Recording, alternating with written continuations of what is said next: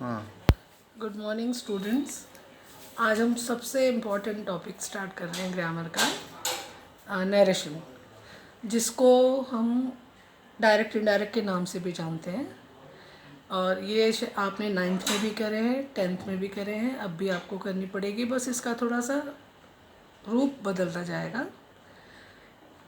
ये narration depend करते हैं सेंटेंस के ऊपर। देखिए, 4 तरह के मेन सेंटेंस हैं: असर्टिव, इंटेरोगेटिव, इम्पेरेटिव और एक्सक्लेमेटरी। तो सबसे पहले जो हम लेंगे असर्टिव। असर्टिव की जब हम बात करते हैं तो उससे पहले हमें डायरेक्ट इनडायरेक्ट की बैकग्राउंड पता होना बहुत ज़रूरी है कि ये है क्या। देखिए, नरेशन में मतलब जब मैं नरेशन बोलूँगी आप समझ जाइए, मैं डायरेक्ट इनडायरेक्ट के बारे में ही बात कर रही हूँ। नरेशन के 2 पार्ट होते हैं, एक रिपोर्टिंग वर्ब और एक रिपोर्टेड स्पीच। अब आप कहेंगे कि रिपोर्टिंग वर्ब और रिपोर्टेड स्पीच क्या है? जो इन्वर्टेड कॉमा के बाहर है वो है रिपोर्टिंग वर्ब, और जो इन्वर्टेड कॉमा के अंदर होती है वो होती है रिपोर्टेड स्पीच। ध्यान से सुनिएगा, इन्वर्टेड कॉमा के जो बाहर है वो है रिपोर्टिंग वर्ब, और जो इन्वर्टेड कॉमा के अंदर है वो है रिपोर्टेड स्पीच। हमारे लिए रिपोर्टिंग वर्ब ज़्यादा इम्पॉर्टेंट है, क्योंकि वो जिस टेंस में होगी हमारी रिपोर्टेड स्पीच उसी टेंस में बनेगी। अर्थात अगर हमारी रिपोर्टिंग वर्ब प्रेजेंट में है तो रिपोर्टेड स्पीच भी प्रेजेंट में बनेगी। अगर रिपोर्टिंग वर्ब पास्ट में है तो रिपोर्टेड स्पीच भी पास्ट में बनेगी।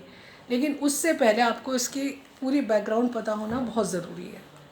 देखिए, इसमें कुछ कंडीशनल चेंजेस होते हैं। जिन बच्चों के पास रूल्स नहीं हैं वो चाहें तो अपनी नोटबुक में नोट भी कर सकते हैं, क्योंकि डायरेक्ट इनडायरेक्ट को सीखने से पहले आपको कुछ चीज़ें सीखनी बहुत ज़रूरी है कि इसमें परिवर्तन कैसे कैसे होते हैं।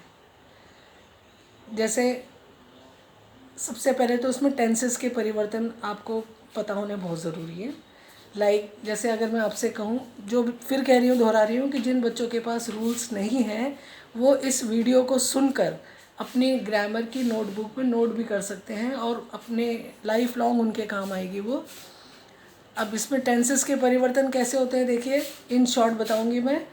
इज़-एम-आर बदलता है वॉज वर में, इज़-एम-आर बदलता है वॉज वर में, वॉज वर बदलता है हैड बीन में, हैड बीन कभी चेंज नहीं होता, simple. Will be, shall be, would be, should be, can, could, may, might, must और ऑट टू को हम छेड़ते नहीं हैं। Today, that day, tomorrow, the next day, yesterday, the previous day या the day before, here, there, this, that, these, those, ये आपको grammar की बुक में भी मिल जाएंगे, लेकिन फिर भी मैंने आपको बता दिया। अब ये तो थे फॉर्मल चेंजेस। टेंसेस में अगर हम चेंज करते हैं तो देखिए, प्रेजेंट इंडेफिनिट बदल जाता है पास्ट इंडेफिनिट में। अर्थात फर्स्ट फॉर्म एस या ई एस, डू, डज, ये चेंज हो जाएंगे एकदम से सेकेंड फॉर्म और डिड में। प्रेजेंट इंडेफिनिट बदलता है पास्ट इंडेफिनिट में, पास्ट इंडेफिनिट बदलता है पास्ट परफेक्ट में। इट मीन्स सेकेंड फॉर्म और डिड चेंज हो जाएंगे हैड प्लस थर्ड फॉर्म में। प्रेजेंट कॉन्टीन्यूस चेंज होगा पास्ट कॉन्टीन्यूस में। It means is am are I N G is going to change into was were I N G. Past continuous change होगा past perfect continuous में, अर्थात was were plus आई-एन-जी change हो जाएंगे had been plus आई-एन-जी में। Present perfect past perfect में change होगा, past perfect कभी change नहीं होता। ये फॉर्मल उसके चेंजेस थे। अब इसके बाद हम आते हैं अपने पहला जो हमारा असर्टिव सेंटेंस है। असर्टिव सेंटेंस में देखिए, रिपोर्टिंग वर्ब को रिपोर्टेड स्पीच से जोड़ने के लिए हमें ज़रूरत पड़ती है कंजंक्शन दैट की। याद रखिएगा, नोट कर लीजिएगा। पहला नियम है, पहला सेंटेंस है हमारा असर्टिव। तो असर्टिव में रिपोर्टिंग वर्ब को रिपोर्टेड स्पीच से जोड़ने के लिए ज़रूरत पड़ती है दैट की। हम दैट का यूज़ करते हैं, करेक्ट। अब रिपोर्टिंग वर्ब में जैसे मैंने आपको बताया था, अगर वो प्रेजेंट में है तो रिपोर्टेड स्पीच भी पास्ट में है, और अगर वो पास्ट में है तो रिपोर्टेड स्पीच भी पास्ट में। अगर वो प्रेजेंट में तो रिपोर्टिंग वर्ब रिपोर्टेड स्पीच भी प्रेजेंट में, मतलब जो जिस टेंस में हमारा रिपोर्टिंग वर्ब है वो उसी टेंस में हमारी रिपोर्टेड स्पीच होगी। अब देखिए प्रेजेंट की रिपोर्टिंग वर्ब सिंपल है, says no change, says to tells में चेंज होगा, will say no change, will say to change होगा विल टेल में, has said no change, has said to change होगा हैज़ टोल्ड में, that से जुड़ेगा। अब पास के सिर्फ दो ही रिपोर्टिंग वर्ब है, सेड जो नहीं बदलता, सेड टू बदलता है टोल्ड में। ये तो थी फॉर्मल बैकग्राउंड। अब जो सबसे इम्पॉर्टेंट स्टेप है नरेशन का वो है प्रोनाउन परिवर्तन, सर्वनाम परिवर्तन, जो आपको आना बहुत ज़रूरी है। जब मैंने आपको सिखाए थे ग्रामर की बैकग्राउंड, तो उसमें मैंने आपको बताया था कि सर्वनाम का देखिए ये जो जितने भी पर्सनल प्रोनाउन हैं, I we you they he she it, ये इनके तीन वो होते हैं, नॉमिनेटिव या सब्जेक्टिव कह दो, ऑब्जेक्टिव या पजेसिव। अब हमारे लिए जो सर्वनाम है ये इंग्लिश में हमारे तीन पर्सन भी हैं, आई वी फर्स्ट पर्सन है, यू सेकंड पर्सन है, ही शी दे और इट को तो गिनिए मत, नरेशन में इसकी ज़रूरत नहीं पड़ती, ये थर्ड पर्सन है।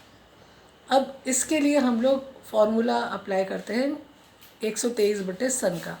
अब 123 आपको समझ में आ गया, first person, second person, third person. अब जो सन है वो मिलेगा आपको रिपोर्टेड स्पीच में, एस का मतलब सब्जेक्ट, ओ का मतलब ऑब्जेक्ट और एन का मतलब न्यूट्रल, मतलब नो चेंज, कोई परिवर्तन नहीं। तो 123/सन का मतलब क्या हुआ कि फर्स्ट पर्सन है तो हम सब्जेक्ट को देखेंगे, सेकंड पर्सन है तो हम ऑब्जेक्ट को देखेंगे, थर्ड पर्सन है तो नो चेंज। अब ये first person, second person, third person हमें कहाँ मिलेंगे? ये मिलेंगे हमें रिपोर्टेड स्पीच में। अर्थात अगर हमारी रिपोर्टेड स्पीच फर्स्ट पर्सन से शुरू है तो हम अपने रिपोर्टिंग वर्ब के सब्जेक्ट को देखेंगे। जैसे फॉर एग्जांपल मैं ये कहती हूँ कि I said to her, comma inverted comma, you are my friend. I said to her, comma inverted comma, you are my friend. तो अब आप ध्यान से देखिए, सेड टू को चेंज किया मैंने टोल्ड में, आपको बताया था जोड़ने के लिए दैट की ज़रूरत पड़ेगी। तो कैसे कहेंगे? आई टोल्ड हर दैट। अब यू सेकंड पर्सन है, अब सेकंड पर्सन के लिए देखना है मुझे ऑब्जेक्ट को, ऑब्जेक्ट है मेरा हर। मैंने सेंटेंस क्या कहा? I said to her, comma inverted comma, you are my friend. तो सेंटेंस कैसे बना मेरा? मैंने सबसे पहले सेड टू को चेंज किया टोल्ड में, तो I told her that. You को देखा मैंने, हर को चेंज किया शी में, that she was my friend.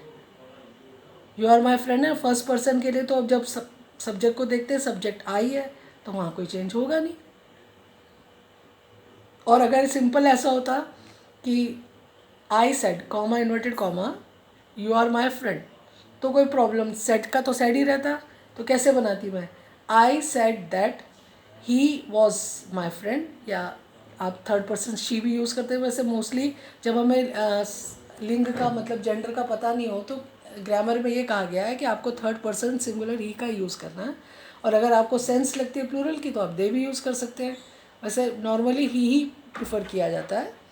अच्छा, इसके अलावा देखिए जो यूनिवर्सल ट्रुथ है उनमें आपको कोई छेड़छाड़ नहीं करनी। यूनिवर्सल ट्रुथ का मतलब जो बातें 100% सत्य है उनमें आपको कोई छेड़छाड़ नहीं करनी, वो जैसे हैं वैसी रहेंगी। सिर्फ रिपोर्टिंग वर्ब में थोड़ा सा वो सेड टू या को टोल्ड में चेंज करना, दैट से जोड़ना है।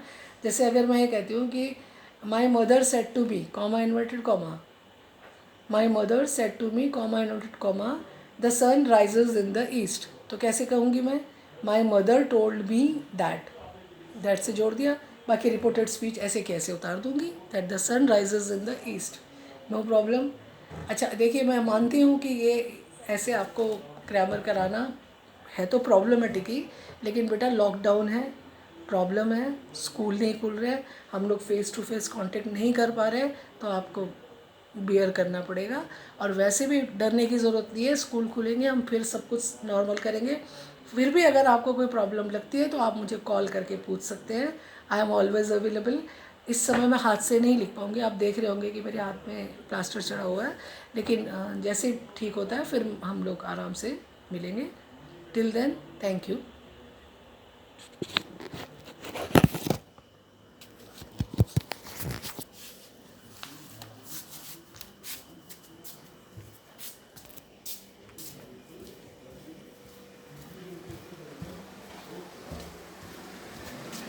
वासुदेव, मेरे को बंद तो करना है, बंद नहीं किया? बिल्कुल नहीं आया।